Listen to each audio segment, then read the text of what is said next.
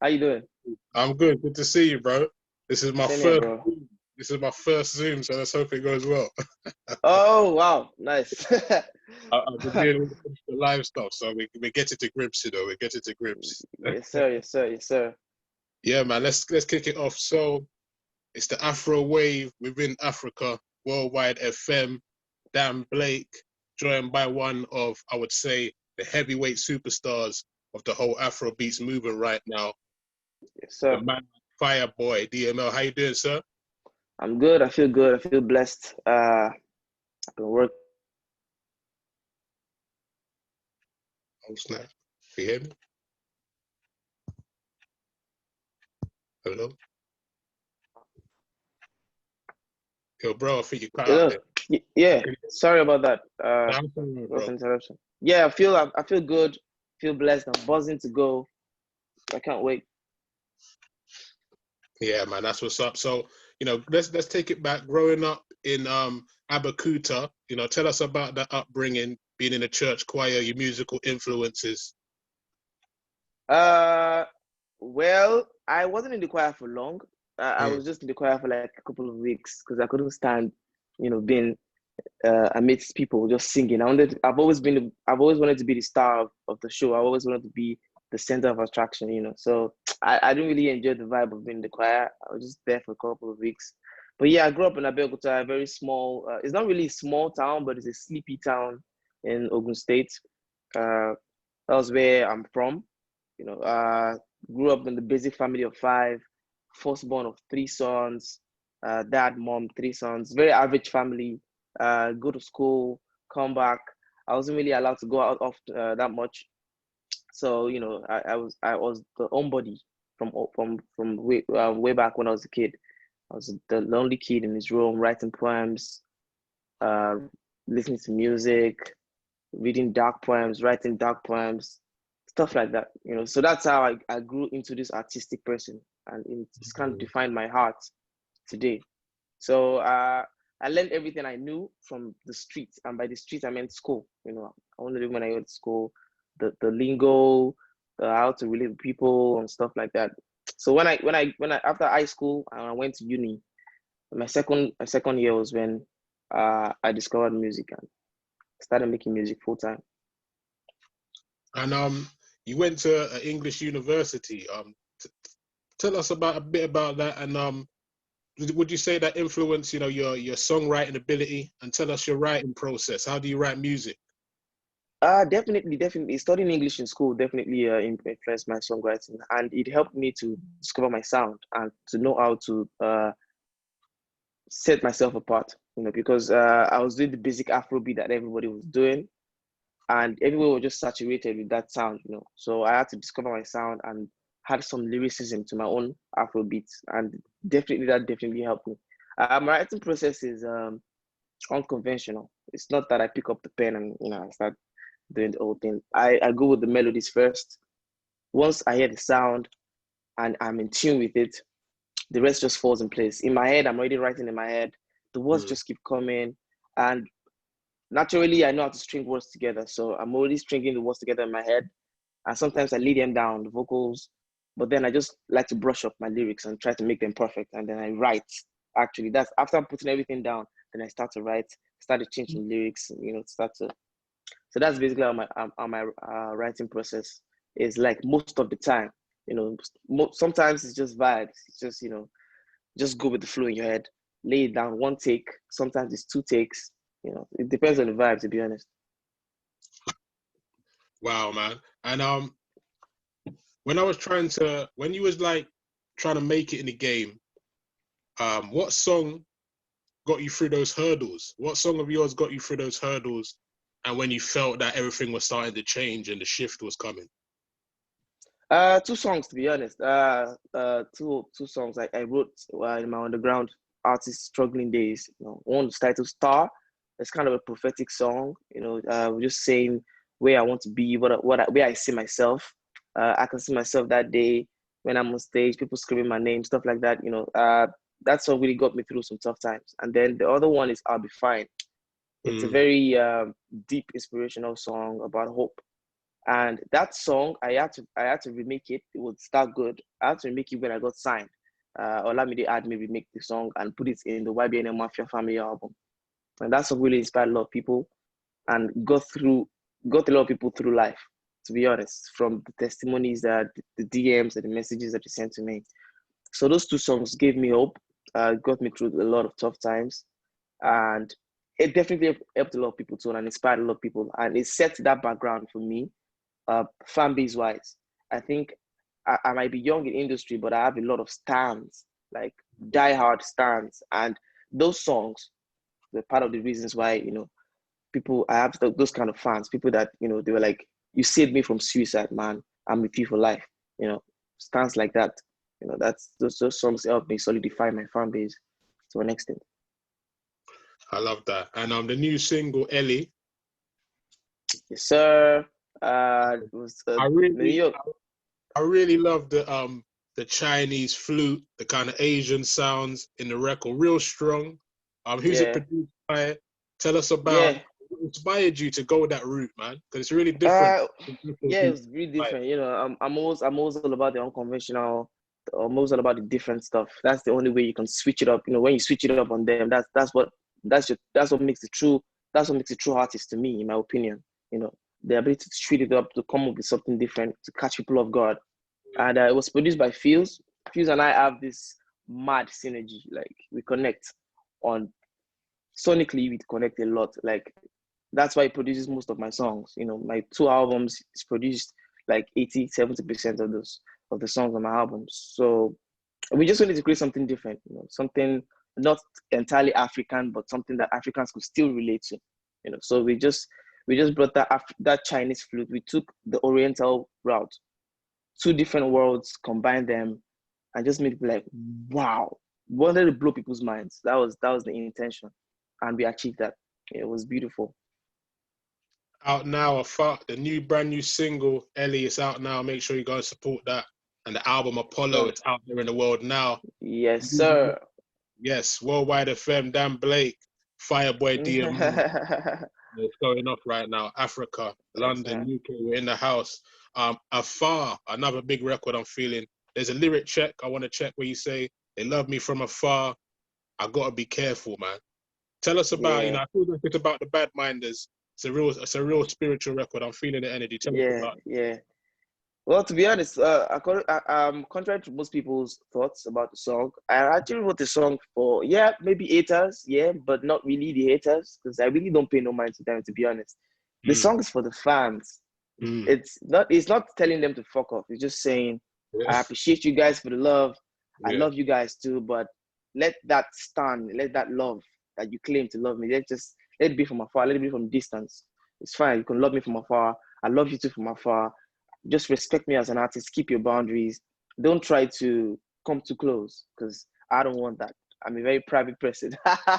My man, I'm a very private person, So I was in a very different mind space when I wrote that song. I was like, my mind space was, the fame was getting more. Everything was, the money was coming in, and then I just had to listen to my spirit and be like, guy, you gotta be careful, not just of the haters and the enemies, because you can see those ones coming. But what about the fans? If you let them get too close, they according to my people, they'll say they see you finish. You Mm. lose value. You lose value. When you let people see too much of you.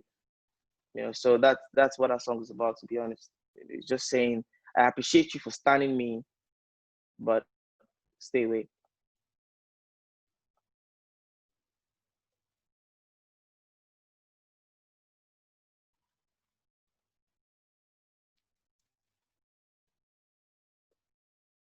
Hello. Oh, Just checking, we might have lost him. yeah. He's paused. Give me 1 second. Yes, sir.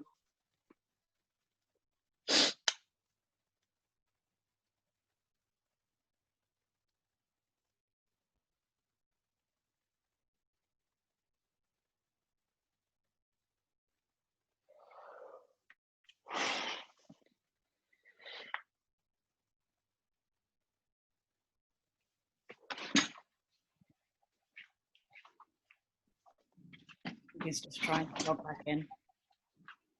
Okay. Thank you so much.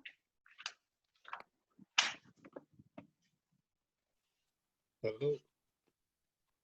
Sir. Yeah. Yes. Wow. So I think it cut out there. Hold tight. Yeah, we're back, man. Yeah. So you were just saying about we was talking about Afar. You just broke the record down. Yeah. It was just about, it was more of the fans. As much as you know, it's saying the haters to stay away with the fake love. It's also a message to the fans, you know, to just keep the excessive love, just keep it at a distance. I think we lost him again. Yeah. Yeah, I think he's gone again. Yeah. Network issues, I think. Okay, well, we'll give him one more shot. Oh, he's back on his phone. Okay. Back. Okay. Oh, okay. Oh. Yeah. Yeah. Just got back in. Yeah. Let's just. Yeah. Let's go on to the next question, Dan. Okay. How long have I got? Because I cut out a couple of times. I'm just trying to. You got 4 minutes left. You know, we logged in a bit late as well, so I didn't really get the full time. So can I get 10 minutes? Let's see how we go, because we've got other people that need to go on. So. All right. Yeah. So God only knows. Yes, sir. Tell us about that record, bro. I really like the lyric you say. You know, God only knows if I ever see you again. And there's a lot of chanting going on in the record towards the back. Yeah. I've always been a chant guy. You know, I've always been that chant guy. I've always been that kind of guy. And you know, it's a song that reminds the whole fans a bit of myself, my whole self, my SoundCloud days, my early SoundCloud days. You know, when I was just making those deep spiritual sounds, chanting, and a lot of expressive music. You know, I recorded that song when the album was literally done. I had to make calls, but like, I want to take out the song. And then I quickly added God Only Knows. You know, that's how much the song means to me. Like, it's just about, you know, regrets and lost love and the mistakes we make as human beings that, oh, okay, you fucked this up. How do you get this person back? What if you never get them back? What if there's no chance, you know, redeem yourself and stuff like that? It's just a way to remind you that you're human. That's the irony of the whole album. The album is named after a god, but ironically, you know, it just brings out, it's talking about our faults as human beings. And we've got so many subgenres within like Afrobeat nowadays. You know, we're talking like Afro Latin, Afro Pop, Afro Wave, even say Afrolife. You know what you're kind of. No, man, Afrolife is not a genre, please. It's not a subgenre. It's not a genre. It's not anything. It's just a way of defining my sound. Yeah. I just need a name for it to define my sound. So you say Afrolife. That's what we're talking about. That's the sound definition. Yeah, it's just definitely, it's just an identity for my sound. It's not necessarily a genre of music. I'm still basically in Afrobeats, Afro R&B, Afro fusion, whatever you want to call it. I don't really think music should be defined in that way, but because I don't know, my music is fluid, man. You know, but basically, yeah, Afrobeats to the world, you know, but it's the fluid Afrobeats, you know, the kind of Afrobeats that's really fluid. What would you say, like, the defining like actions that will kind of keep the genre, you know, of music, Afrobeats alive and growing, you know, because it's a global sound right now. Yeah. It's a global sound, you know, thanks to everyone putting in work, the artists, the A-listers, everybody, every single person, the gatekeepers, the taste makers of the industry, you know, keep pushing the culture, the PRs, the labels, everybody's doing a collective work to push the genre to the world. And I'm really glad, I'm grateful that, you know, the world is paying attention now more than ever. And it's up to my generation to come and finish up the work that, you know, everybody has been doing in the past. And I know that we feel like we are part of a cause, like we're part of this huge movement. And I feel like I'm a front runner of this movement, to be honest. You know, that's how I see myself. And just to touch on you know, Black Lives, you know, Black Lives Matter, it's been real heavy. You know what's going on out there in the world right now, been brought to the forefront worldwide. You know, what's your feeling of like Afrobeat being like the core value moving forward within this whole movement, man. Because I saw a clip with Afrobeats, for example, when the riots were kind of, you know, not even riots, when the protesting was out there real strong, and Afrobeats Jogba broke out, and it was like a moment of unity amongst, you know, the protesters in the Black Lives Matter movement. Tell us your thoughts on Afrobeats' place in all of this, you know what I mean? Yeah, definitely has a huge part to play in all of this. It's a collective movement. It's a joint movement of everybody. You know, it's a human fight for, you know, for freedom, for of expression and stuff. And you know, it's art. Afrobeat is art. So art is all about freedom. It's a perfect tool to unite people. Music is something that brings every single person together and makes us feel like one, because we are definitely one. You know, so we are doing our part, you know, to subconsciously and unconsciously, both in both ways, just use our music to preach peace to the world, because that's very important. And, you know, we just need to heal the world. That's why we try to preach positivity in our music. In doing so, we are subconsciously putting in the people's minds that, you know what, we are all one, we are all human, we should all love each other. And that is the perfect message. Love. That's number one. That's the perfect religion, to be honest. It's all about love. That's what's up. And this is the last couple of questions, man. I do a fun thing on the show. Sorry, Dan, we're gonna have to wrap up. I'm so sorry. It's 3:20. Got someone in the waiting room. I'm so sorry. But thank you though. Thank you so much, Dan. I'm really gutted. Sorry, can I get a quick drop though? Quick radio drop. Just could you say it's Fireboy, you're watching and listening to Worldwide FM with Dan Blake? Yes, sir. Yo, what's good, people? It's Fireboy DML, and right now you're on Worldwide FM with Dan Blake. Yes, sir. Sorry, worldwide. Oh, okay. Yeah, what's up? It's Fireboy DML, everybody, and you're listening to Worldwide FM with Dan Blake. Yes, sir. Appreciate it, bro. Thanks, definitely catch up again sometime. Bless. Definitely. Thank you so much. Respect. Thank you very much, guys. Mel. Thank you, Dan. All right, bye. All right, bye. Bye. Cool. I'm